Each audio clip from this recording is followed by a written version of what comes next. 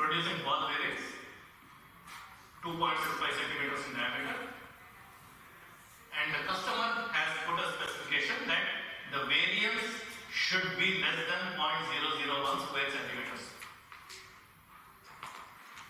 So, obviously quality control, I take 20 ball bearings and I am measuring their diameter. These are the 20 diameters. And at 1% significance level, can I reject this for having too much variance? Or can I not? So that's what we want to do. Okay. So variance for a population is the population variance more than 0.001. So what is the null hypothesis here?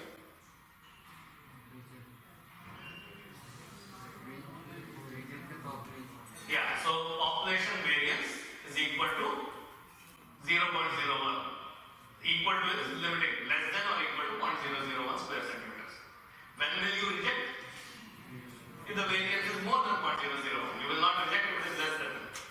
That's the limit, the cutting off. The equal to is the limiting factor. Less than, equal to is the limiting, more than this is the rejection zone. Okay? So that's what it is. So now, okay, how many degrees of freedom? The chi-square means the degrees of freedom. How many degrees of freedom? Yeah, that's it. N minus 1, someone said that. N minus 1. 20 samples, 20 minus 1. 19. 19 degrees of freedom. Once I have that, I have everything. 19 degrees of freedom at 1%,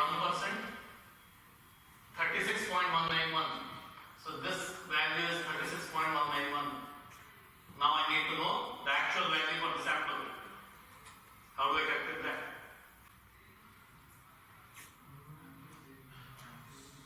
That's it. I don't, this time it's not observed minus expected square, and there is nothing observed and expected here.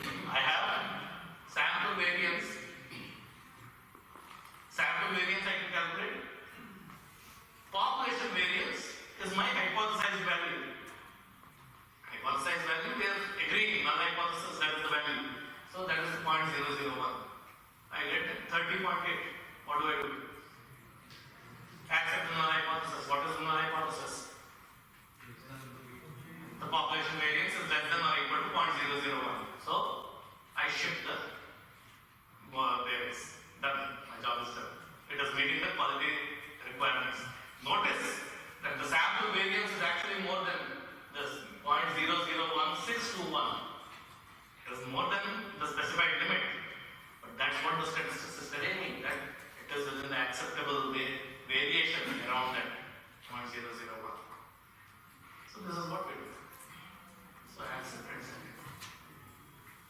If instead of variance, if the customer had given a specification on the mean diameter should be 2.65 centimeters, then what will you do? You will use t-test or z-test. T-test, 20 samples, small sample size. Then you would go with that. Whatever you need to require, so other information has to be given. And that's it. So that's how we decide before we use that. Okay, all that done. Finally, not finally, but yeah, close to finally. F distribution. So far, how many alphabets have we learned? D, Z, P, Q. Q test we have not learned. Actually, there is a Q test also. That is there. We can use that linear regression or time series, etc. The Q test also. But no. What is R correlation? No, R we have not yet covered. There is no R test as such, but fine. F test. There are all other alphabets are also available. W is there.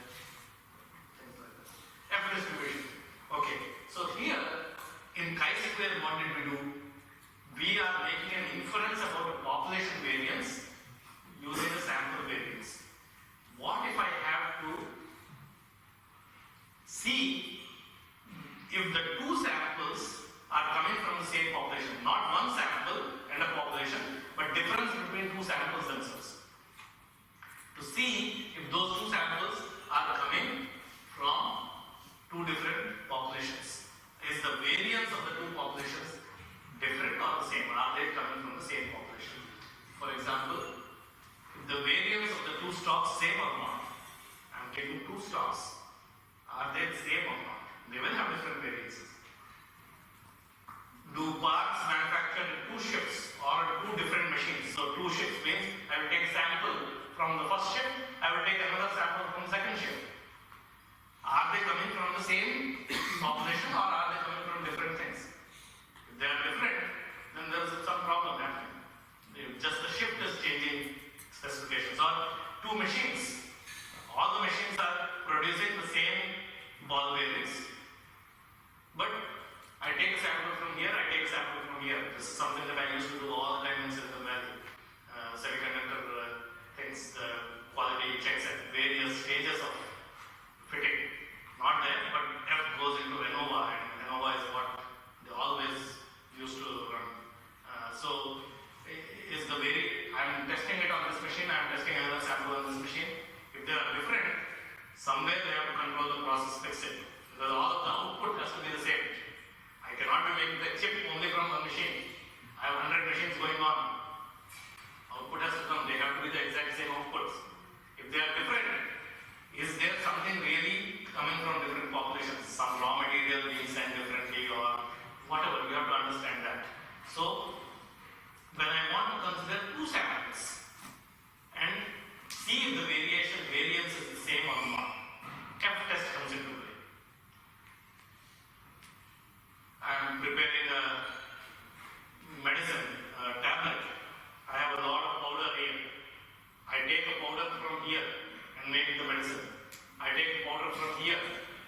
There's a huge bowl I have and I make it. If they are showing different variances or different behavior, then the powder is not homogeneous. There are two different populations. I might see that as a single population, but they are really two different populations. I have to do something about that. Variety of things. See, in the t-test, whether you use one sample and then make inference about the population, you use a t-test, mean. Or you are trying to see the difference in the means of two samples, you still use the t-test. But in variances, you take one sample and make inference about the population variance, you use chi-square. But if you test the differences in the variances of two samples, then you use an F-test. You can't use chi-square. F-test is what you use. So, what is the F-test? Obviously, there is a test, which means it needs a statistic. The F statistic is, obviously I am trying to understand the difference in the variances between two. I take a ratio. Variance of the first sample divided by variance of the second sample. First sample is an estimate of the first population, second sample is an estimate of the second population. My null hypothesis is always that they are from the same population, which means ideally it should be 1. And then I check, is it really 1 or not? Is it significantly less than 1, which means is the first sample variance much less than second one, or first sample variance much more than the second one? Either way, they are not equal. They are coming from two different populations. So I reject the null hypothesis. Okay. So that's what happens. But if you notice, S square was part of my chi-square calculation. So chi-square divided by the degrees of freedom is an estimate of the sample variance. Null hypothesis is that population variance is the same. Cancels out. If I do that, F statistic is also nothing but chi-square divided by its degrees of freedom. Chi-square for the first sample, S1 square. Chi-square for the first sample divided by the degrees of freedom of the first sample, divided by chi-square for the second sample divided by degrees of freedom for the second sample.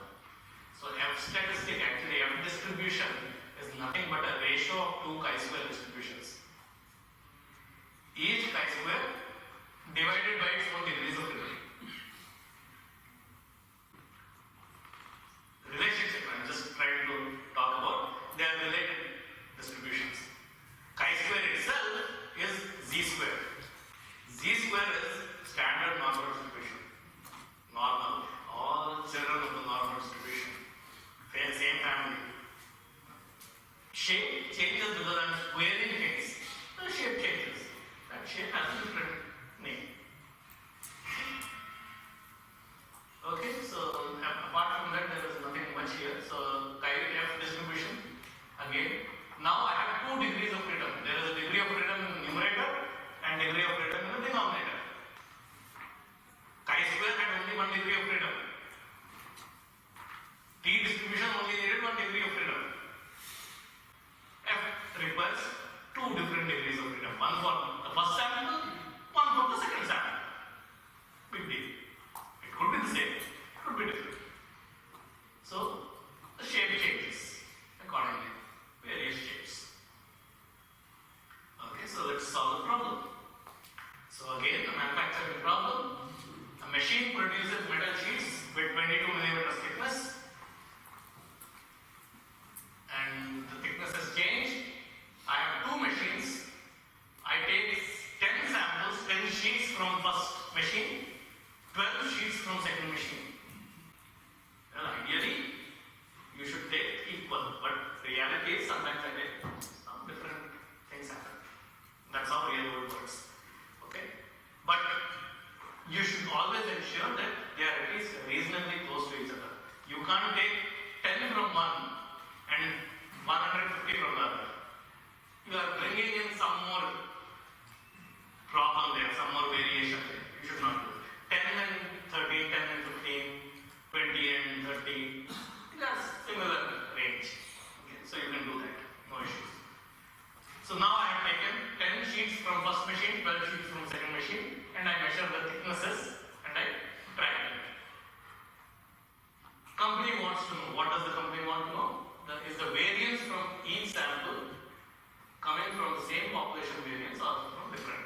So are the variances significantly different, which means they are coming from 2 different populations. Population could have anything. It could be a different raw material coming, or it could be the machine is not calibrated well. The calibration between 2 machines. Multiple problems can be happening, but they are certainly 2 different things. They are not the same. So what's the null hypothesis first? Okay, null hypothesis will come next slide. First, this is the data from the first machine. This is from the second machine. Well, we are still calculating our variances and means only. In fact, here not even means. Variance of the first sample, variance of the second sample. F statistic is variance of the first sample divided by variance of the second sample.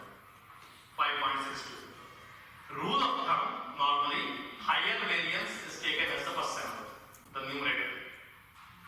Lower variance as the denominator.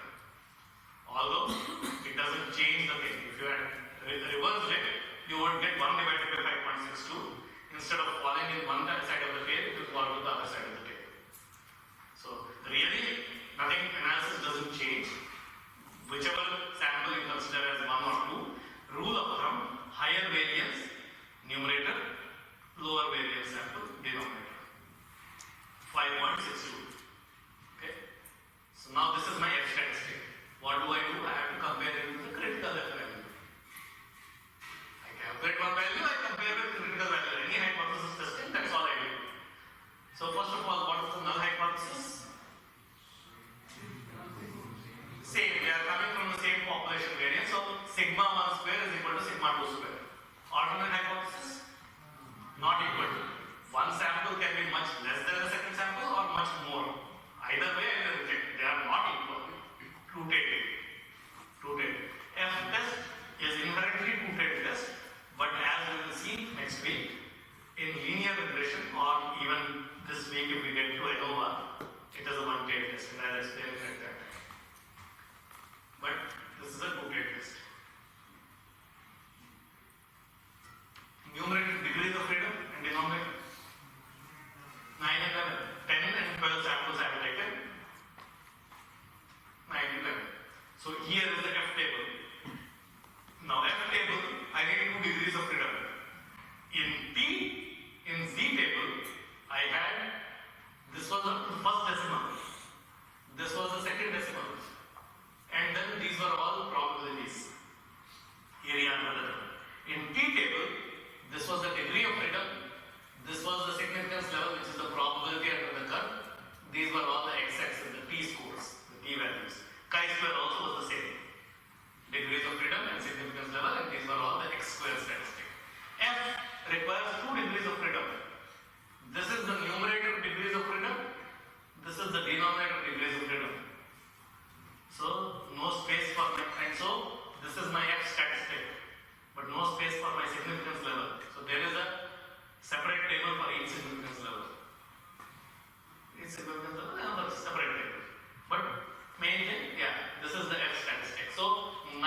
degrees of freedom in numerator, 11 in denominator, 3.5879 is my critical F value. Of course, in our problem we have a two-tail test, so there is a tail here also, but this is the critical value, 3.5879. Our actual value was 5 point something, already in the critical region. We will come to that. But first of all, the other tail also. We have a two-tail test. The thing is, sorry, it was F was what? 3. This is 3.58. So this is the critical 3.58. So the critical value on the other side is 1 divided by that. That's how that thing works. 0.2787. So this will be my other critical value. And so observed value is 5.62, which is falling in the right tail, not in the left tail. In the left tail, if the critical value was less than 0.27, then also I will reject. And that's what would have happened if we reverse tails. And of course, the table also changes. This would have become 11, this would have become 9. But you will get to the same analysis, irrespective of which sample you take as the first and the second. So here, will you reject the null hypothesis? Yes, because this is more than this critical value, it is right there. And so, you will reject the null hypothesis because it's falling here. And which means population variances are not equal. Now, the business hand. If the population variances are not equal, that means the two machines are giving you different things. Which one has problem? The one with the higher variance has a problem. The other one is pretty tight. The other one can also be a problem if it gives the same value all the time. So something else is wrong, but in general, the one that has a higher variance has some problem. So either check the machine or check the operators who are operating that machine. Maybe they are not calibrating it correctly. Maybe the material being sent to that. Now we have to get into your troubleshooting. That's the business will take care of it. Our job as a data scientist is done where we are telling them machine 1 has problems. Machine 1 has higher variance, it has problems, fix that. That's the test. When you are comparing variances of two samples, variance of one sample with population, chi-square.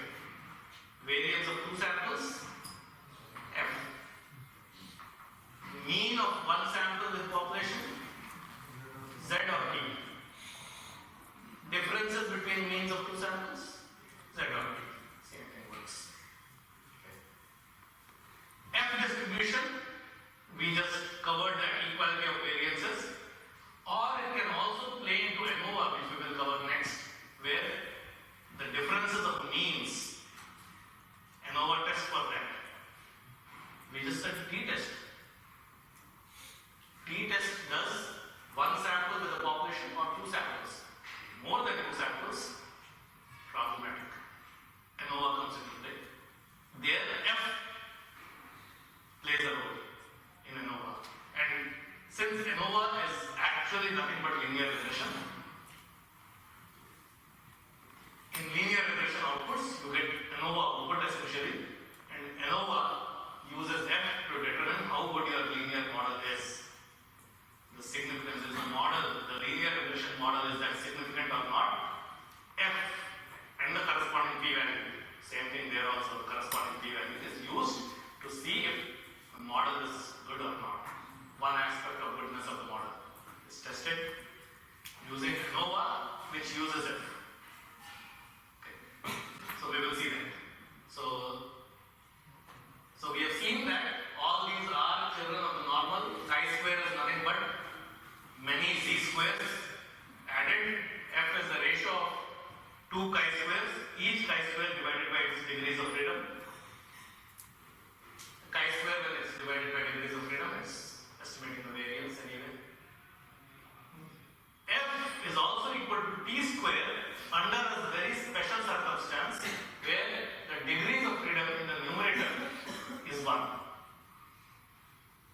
Degree of freedom numerator 1, how can it be two size, two data points? No, no, no. I said degrees of freedom is also dependent on the number of parameters you are estimating. It comes from there also. And in linear regression, simple linear regression, when I talk about one independent variable predicting one dependent variable, that one I am making one estimate of that thing. The numerator degrees of freedom there is 1.